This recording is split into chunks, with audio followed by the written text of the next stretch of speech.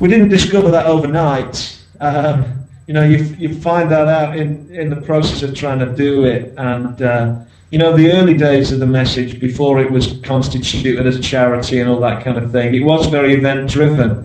The Message 88 was the first thing that happened under that headline. It was way before my time. I was one of the kids they were trying to reach with the Message 88. But you know, Andy Hawthorne and his brother Simon, who are, you know, been good friends of mine for many years now, they hired out the biggest rock venue in town, and it, you know, it was just night after night of what at the time was very innovative mission. You know, it was multimedia.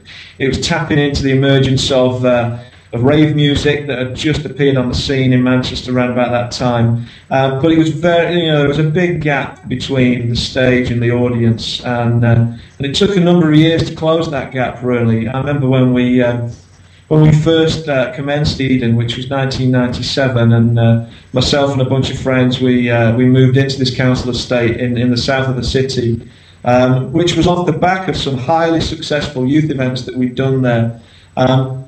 You know, there was no doubt that the young people that we were meeting, they had a spiritual hunger. They were wanting to find out more than they'd been offered in life, but there was nobody there for them on a kind of a day-to-day basis to begin to help them process the stuff that we were sharing with them. They were hungry to hear it, but they needed to work it through in relationship. And but that was the only paradigm we had, was the event paradigm. So even when we moved into the community, and you know, it's just such a shame that Eugene Peterson's translation of the New Testament wasn't around in those days. You know, we didn't have John 1:14 from the Message to look at. The Word became flesh and blood and moved into the neighbourhood. So we were just operating with the wrong sort of paradigm. And so the first thing we did is we hired out the local community centre, and every Friday night put on an event. And they were absolutely crazy, you know. All the local teenagers would come. You know, we'd have to police the thing. It would end up in a riot pretty much every night.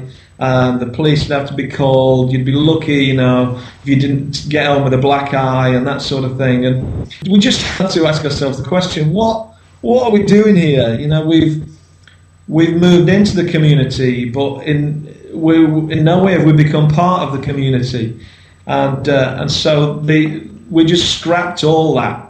We said, look, let's start from scratch. Let's get on their turf, on their terms, and then let's see what happens. Instead of carving out our little kind of holy enclave and inviting them into it, let's just get on their turf, and see what happens. And that was a kind of a turning point for us, a really, really important turning point.